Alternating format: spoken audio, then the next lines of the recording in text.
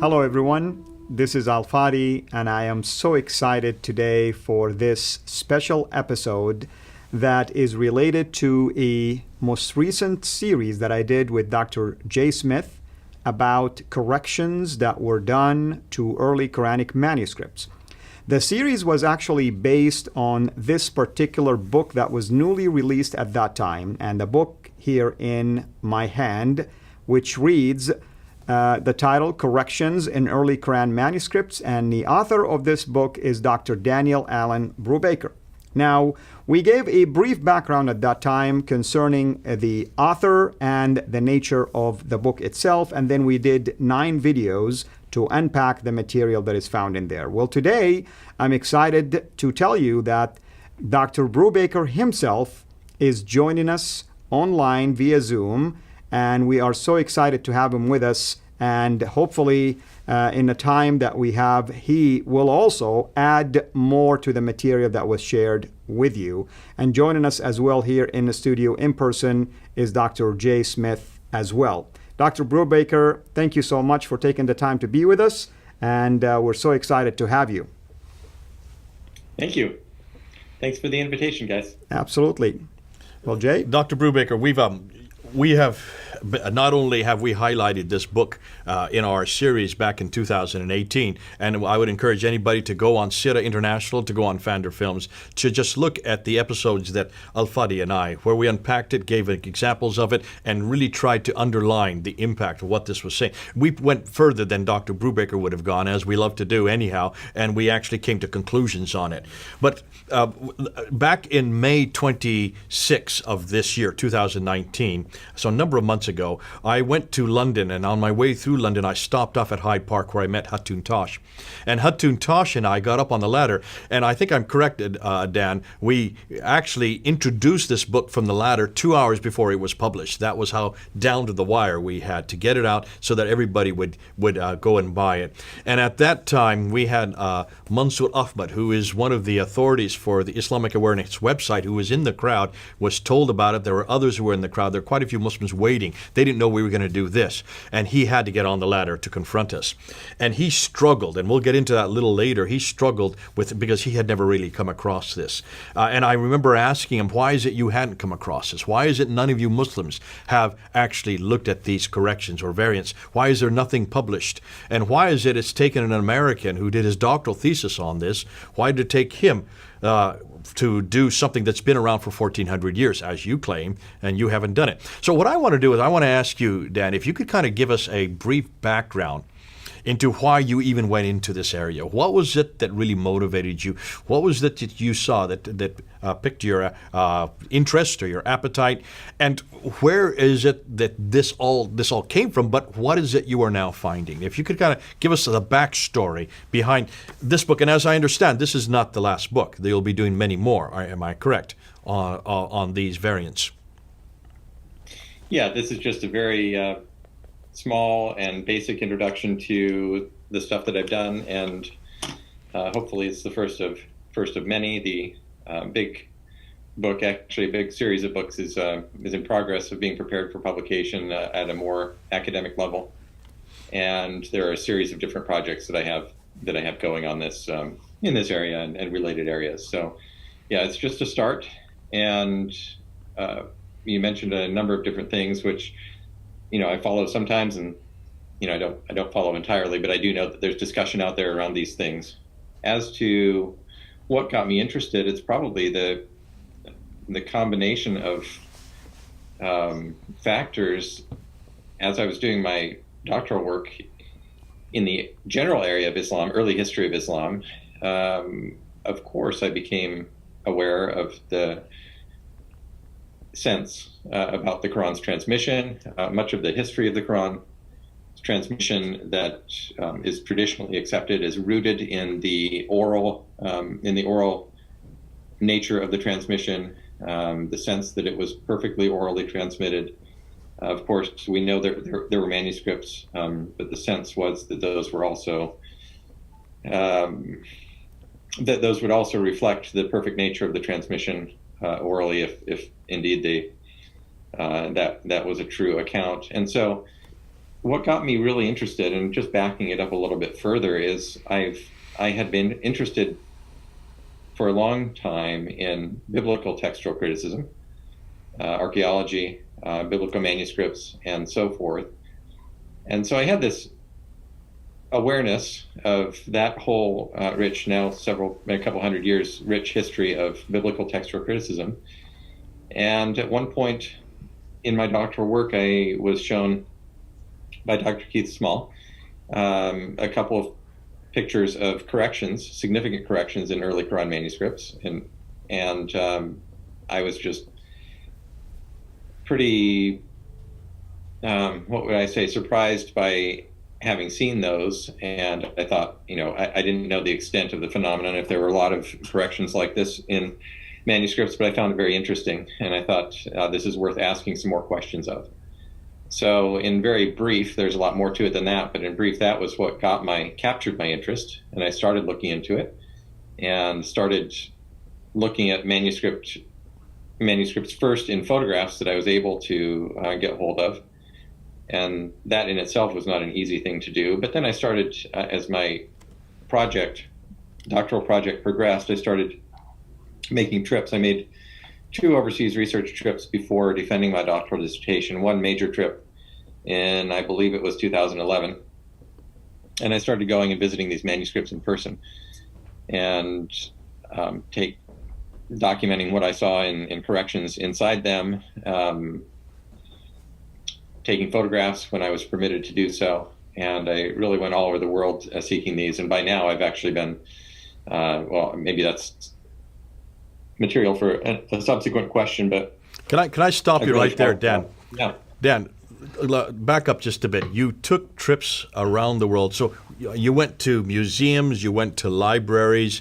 Had this been done before you did this? Did you know of anybody else that has done this kind of work prior to you doing it? And if I may add also, it's really crucial for people, especially our Muslim friends, to know that your work was based on tangible things, not just you're looking at somebody else's images. Right. Yeah. I would say that most of my work has been looking at the manuscripts themselves, holding them in my hands, going through them line by line, making notes, taking photographs, and not working from other people's photographs.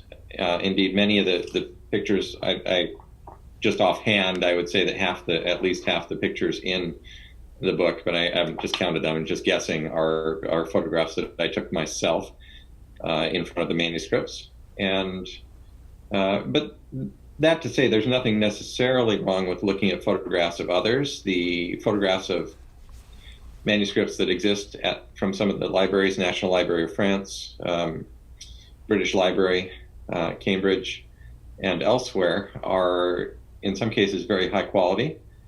But I will say that there is still a great benefit in having the actual manuscript in front of you. Even a very high quality photograph, it can be hard to tell what's really going on the manuscript page when you're trying to judge whether a correction has taken place, or if perhaps something is shining through from the other side of the page, maybe some ink, a shadow of ink or something like that. So what I've done is, for example, if I have any question about something, when you have the manuscript in front of you, you can lift up the page and shine a light from the other side, and look very closely with a magnifying glass and see if there's erasure scratches on the page or things like that. And that's why it's really, really good to be able to see them in person. Back to my question again. Were there others that had done what you'd done before? Well, there have been others who have studied the manuscripts. I'm not aware of anyone else who has made a project of looking specifically and extensively at the corrections in the manuscripts as I've done. Because isn't this one of the major claims of Islam right there, of Muslims all over the world, that there have been no changes? There is the Quran we have today is the same that has always existed. The one that has always existed for 1,400 years is the same that would be on those eternal tablets. Isn't this the claim? At least it is on the ground. I don't know if this is an academic claim. Have you heard this claim before? Yeah, I have heard the claim, and I'm glad you brought it up, because I sort of have straddled two worlds in this book by trying to communicate to a general audience, and I was criticized a little bit for it in a recent review of my book that came out, because in the academic world, of course, it's not extremely controversial that corrections would exist in the manuscripts, partly because there are mistakes that scribes make, and that does account for a portion of the corrections in my view, and I think that's a reasonable thing to come to. But the other thing that was mentioned in this review is that the early literatures do have references to some of the messiness in the early manuscript tradition. And so that's just not known, and it's not popularly talked about today. So when I deal with this popular opinion, it isn't as though that has always been the opinion about the Quran. And so that's an important aspect of this whole discussion that needs to be remembered, is that there's when you're looking at this, you need to go all the way back through the history and look through the early sources, secondary sources, and so forth to really put together what's going on. Yeah. Okay, But I want to add something, Jay. As a former Muslim myself who grew up in Saudi, who speak Arabic and read the Quran and studied its original, basically, or primary sources, I can assure you that the idea that there were changes or corrections or differences was never ever brought up or even insinuated to us. So from that aspect, I can speak for the vast majority of Muslims myself. Yeah. Well, let me ask you, Well, let's follow up on that. Why is that important for a Muslim? Why must the Quran not have been changed? Help me here, because we have no problem. We assume this with the Bible. We know that the Bible has been changed. We even warn the readers of where the changes are. Why is this such a difficulty for Muslims to accept? Well, I mean, the changes in the Bible is not the idea that a Muslim have, which is corruption. That's what they think when you talk about a change, or at least copyist errors and things like that. But we are very transparent about it. We have footnotes, we have documents and things like that. When it came to Islam, it's taboo to even think for a second that there has been anything that was tampered with. And I speak again as a former Muslim, someone who grew up with this mindset. To me, it would have been disturbing to think that I am believing in a book that is supposedly preserved in heaven, not just on earth, and somehow at the same time I am believing that it has even a single letter that has changed or moved from its place. So that's where it becomes crucial. So it confronts the whole notion of what the Quran is to a Muslim. It's the preservation and the revelation of the Quran itself. Now, you mentioned two things, Dan. I wanted to pick you up on this from what he's saying right here. You mentioned the popular world and the academic world. The academic world, you're saying, this is not a problem. On the popular level, this is a huge problem. Can you help us with that? I don't know that it's not a problem in the academic world. It seems from some of the things, and again, I don't follow the discussion around my book as much as people might think that I do, but from what I've seen, the attempt it has been to suggest that every one of these changes is correcting a mere scribal error, human error in the manuscripts. And while I think that, as I mentioned already, while I think that is the case for some of them, I don't think it's the case for all of them, and I think it clearly can't be the case for all of them. As to why that would be a problem, of course, delving into the belief system, which is not someplace that I go with my research. I understand that's something that you guys do, but of course, it would be jarring if you did believe something about the transmission of the text akin to what we just mentioned is the modern notion, and I think probably has been around for a while, because it doesn't really align with that, and it would be quite disturbing, I suppose, in that situation. Yep. And I'm really glad you mentioned that, Dr. Brubaker, and it's really, I speak to my audience right now and I tell them, Dr. Brubaker's book intended for basically as a pure, transparent academic findings. In his book, nowhere does he mention my book refute this faith claim or that faith claim. His intent is not really to be used as an apologetic tool, not at all. I mean, he's just laying out findings, and at the same time, it's based on his own dissertation and research, and more of this will be coming out. And it's people, basically like myself who have passion for defending the faith and at the same time doing critical assessment, that we look at these things with a different binocular, of course. So I want to make sure that Dr. Brubaker nowhere he endorsed anything, for instance, concerning the show that we did, or even suggesting that the book should be used for things like that. That's extremely important for us to clarify out there. Can I go one step further? A number of these, in fact, almost all of them, I think I'm correct in this, you do say that once these insertions or these erasers or these coverings, once these have been corrected, once the correction is there, they now support the Hafs manuscript. Remember, you said this right through your book quite a few times. Yeah. What do you mean by that, and why is that important? And can you help us understand why that's significant in this whole discussion? They support the Hafs manuscript. Help us here. Explain what you mean by that. Okay. So I wanted to go back to what Al said a moment ago, and that was that, of course, I'm not setting out to do the sorts of things that you guys do, but I've also defended against criticisms from some fellow scholars about what you guys have done by saying that I think it's entirely appropriate and fair for anybody to take an academic's work and to talk about it, and to talk about the implications of it, and what are the effects on the ideas that underlie it. Obviously, the Quran is a book that affects the way more than 1 billion people in the world live their lives. And I mentioned this in my book a little bit. And so it is important to ask questions of it and to test it and so forth. And I think that's entirely appropriate. So that's all I was saying about that. I don't fault anybody for doing the sort of thing that you guys are doing. Appreciate that. Okay. So getting to the second question, did you want to say anything more, Jay, about that before I answer the question that you asked? No, and I appreciate you doing that, and I think this is a difficulty. It seems to me that there seems to be a double standard here, and this is fascinating that these academics are saying, don't you dare come to conclusions, and who are they to try to look and try to understand why is it that Muslims are saying one thing, that the Quran has never been changed, and yet when two other scholars come up and say, well, yes, there have been changed, and this therefore confronts this notion that has never been changed.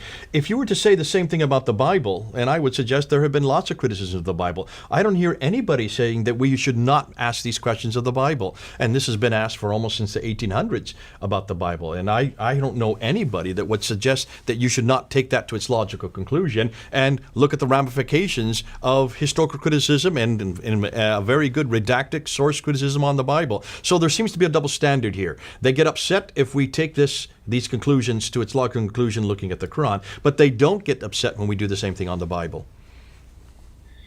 Yeah. Well, I think that when textual criticism began on the Bible, there were some points of discomfort with that. But as you correctly note, today people are not uncomfortable with textual criticism being done on the Bible. My view, and you guys know I'm a Christian, is that if something is true, it will stand up under scrutiny. That's right. And so I'm perfectly comfortable with pursuing evidence wherever it leads, and I think that's a very healthy way to go about life. Sorry. Let's go back to the second question, and that is, why is it that these corrections seem to create or seem to standardize the text to this reference Hafs that you keep bringing up with? Can you explain that to us? Well, the interesting thing to me is, I didn't go at this looking for any particular answer to that question, but what I have noticed is that most of the corrections wind up with a rasam, that is the skeletal text, that is in conformity at the point of the correction with the Hafs text. And by being in conformity with the Hafs text, I don't mean that it has the dots and the short vowels as the Hafs text has today, but that the skeletal text at the point of the correction aligns with the Hafs text. Now, in most cases, I can't see what was written underneath that correction. And so is it possible that what was first written there was also in alignment? Yeah, it is. But then that would be the question would be, why then was something erased and overwritten or otherwise corrected?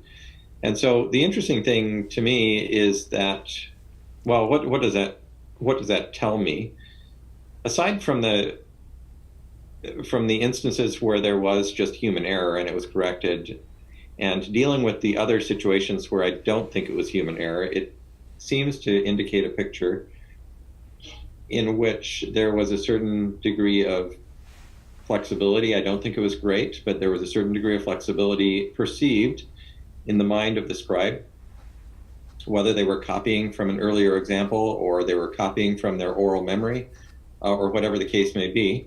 There was a perception at the time of production of some of these manuscripts that what was first written was, in fact, the correct text.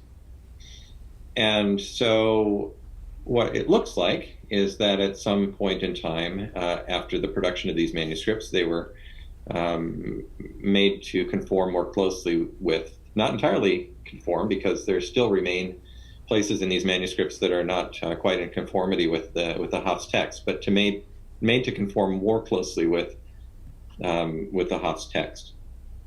So that looks like a pyramid that's moving closer toward conformity over time. That's a very oversimplified picture, but that's a general answer to what the picture looks like to me at this point. And there will be people who criticize me or challenge me on that, and it's based upon a different interpretation of the evidence. And I'm happy to consider all those things as well, because I'm not stuck on a particular interpretation. I'm just trying to convey what it looks like to me at this moment. Daniel, I would suggest if you see a eraser in a text, if you see a eraser of a few words sometimes, if you see of an insertion of an entire line, if you see in one case, we have one example that you've put up there where there are 8 different coverings on one page, and what remains now conforms with the Hafs text. I would suggest that there is a concerted effort to standardize the text. But here's the problem, and let me. You don't have to answer this question if you don't want to. We know that the Hafs text was only chosen for the city of Cairo in 1924, for the country of Egypt in 1936, and was only made worldwide as a standard for the whole world in 1985. That's only 34 years ago. What does that say, just off the top of your head, if indeed they're standardizing it to this text? This text is not even 100 years old.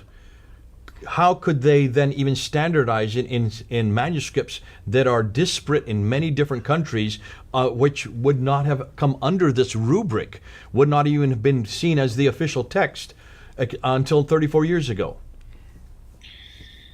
Yeah, I'm glad you asked that question, because I think it's important not to make too much of the modern. Hafs on Asim is a reading tradition that goes much farther back than this past century. What you're talking about is the Cairo edition, which is now in the 1985 edition, has some other very slight improvements made to it as well. And there's a whole history of the printed. Of the print history of the modern Quran, but I would say it's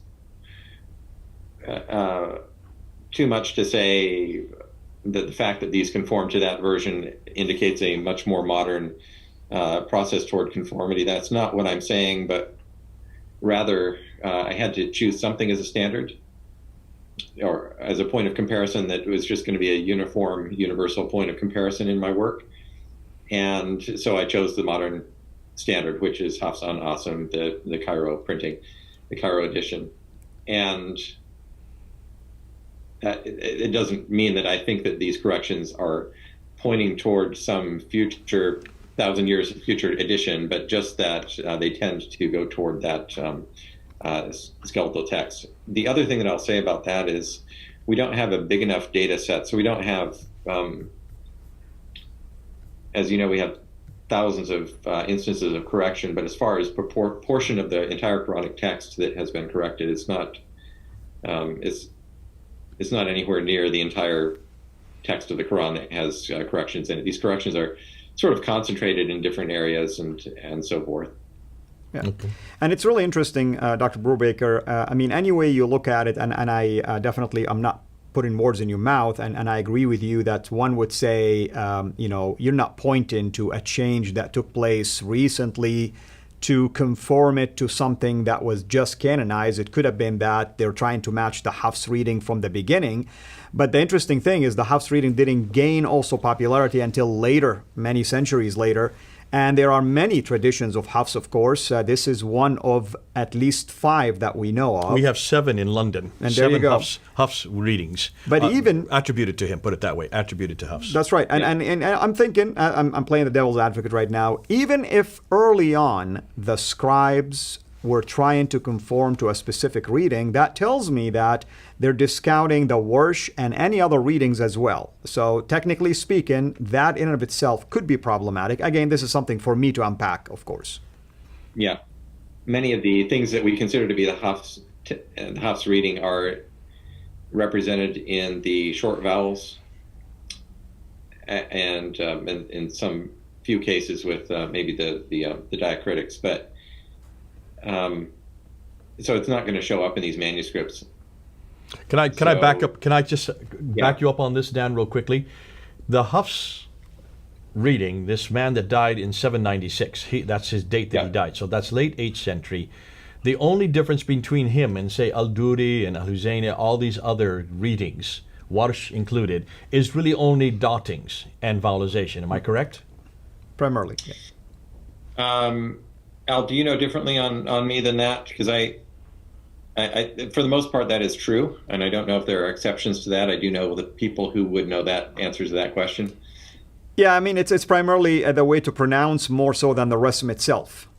Yeah. So the rasm is the same between Al-Duri, Zaini, all these Warsh. The rasm would be the same on all these manuscripts up until the late 8th century. Am I correct on that? For the most part, yeah. And so when I say it conforms to Hafs, I've kind of bounced around as far as how do I say that when I'm comparing it to the modern edition, because the modern edition, the rasm, the bare skeletal text, really does align with all the readings for the most part. Okay. So yeah, it's kind of, I haven't found out exactly the right way to best represent what it is that I'm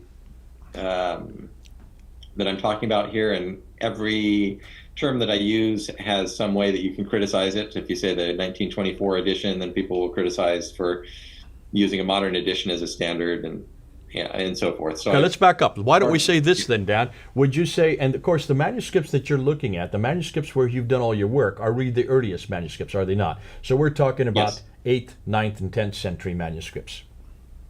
Yeah. And Hafs would have died by the late 8th century, 796. Yeah. So this is really a moot point, whether we call it Hafs or not, because he was in the same time period that you're looking at. But what we're asking, maybe you don't have an answer, but I'd love to push this a little bit. When do you think then the rasm was standardized, was canonized? Not the diacritical marks, not the vowelization, because that's what I think is really happening with when this man Muhammad Ali al-Huzayni al-Haddad in Cairo in 1924, he just took one rasm, not a rasm standard. He was looking at one Qiraat standard, one Afro standard. Yeah. That's all he's saying in 1924. Am I correct? I believe that's right. I haven't done an extensive study on that. There's a very good article that's written on it, but I haven't done an extensive study on what went into that 1924 edition. But it's an interesting and important question. But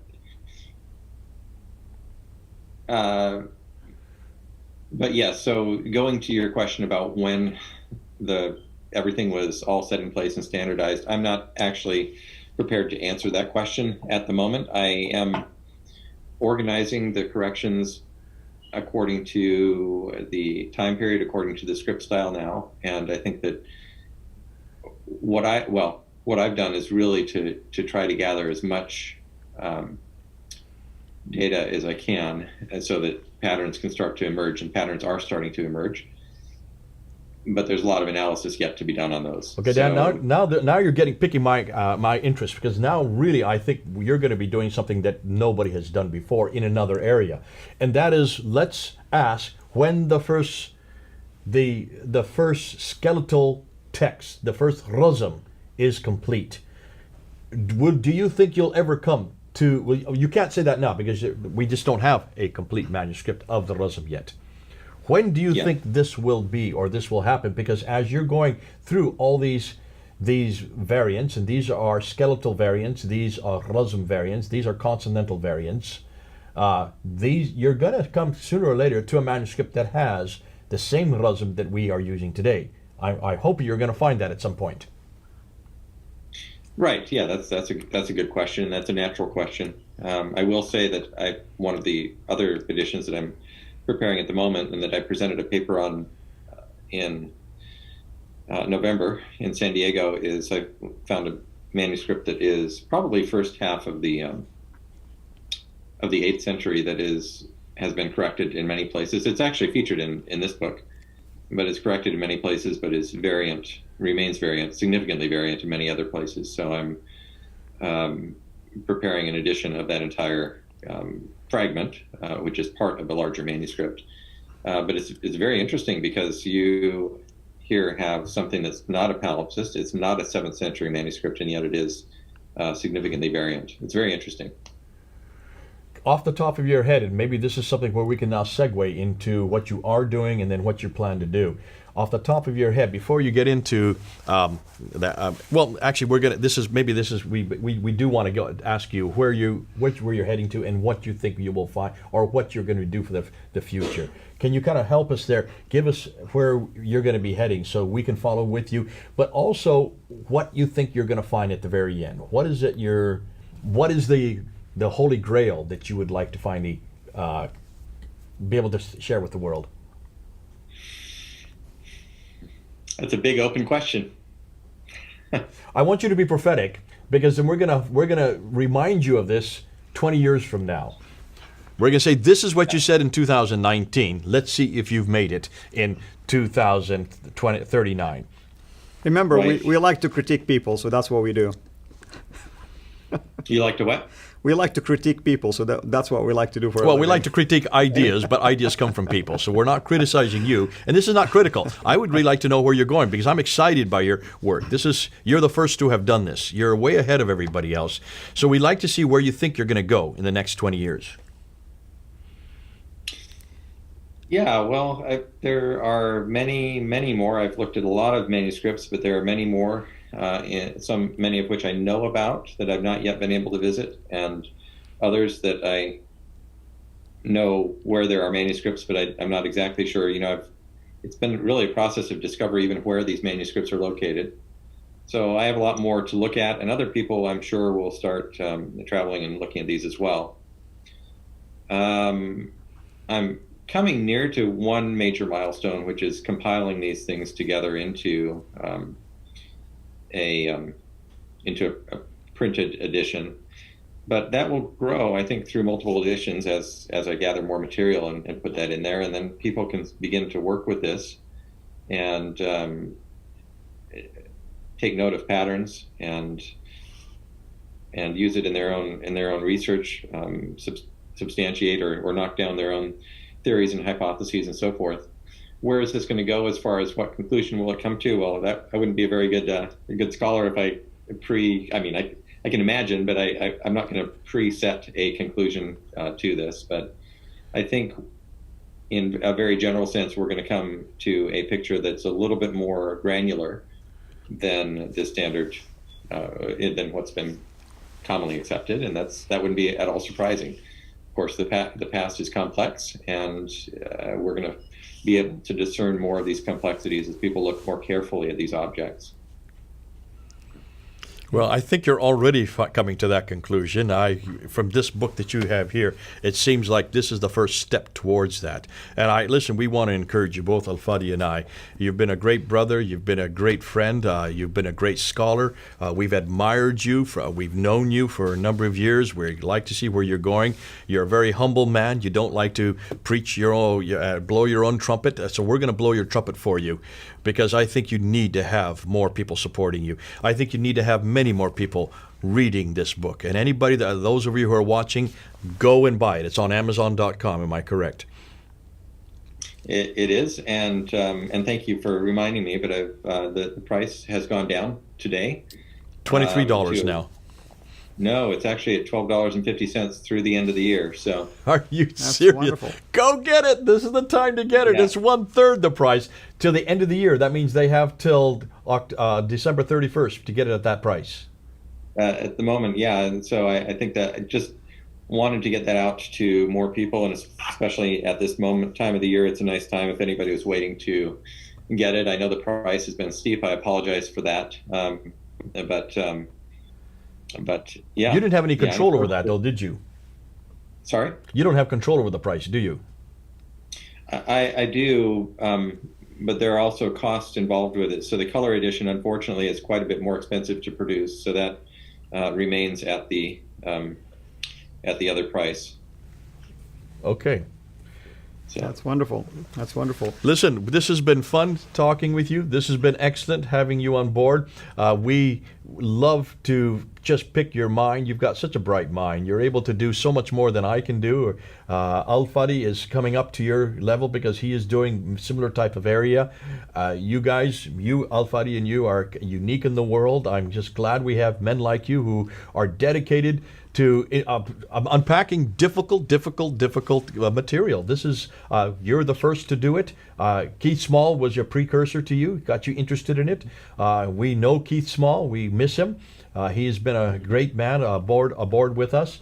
We want to make sure that we continue to come back and have more interviews with you as you introduce new books. We want to make sure that we also get those books and read them, and that many others read it. It's very readable, this book here. It's made for the layman, isn't it? It's made for people like you and me. It's also made for the scholar because it has both all the reference forms and all the Arabics, but in some ways you don't even have to know Arabic to understand what you have introduced here. That's right. So God bless you, Dan, for what you've done. Amen. May you have many more years, and may we see many more books coming from your pen. We really hope and pray that the people who have watched the series, and also, maybe we encourage you to buy the book. You heard, the price is going down, and this is a smoking deal, actually, in my estimation, and the book is worth it. That you will find this book to be a very helpful resource to you. If you're a Muslim, we want you to really look at it with an open mind. There is nothing in here that is pointed at you.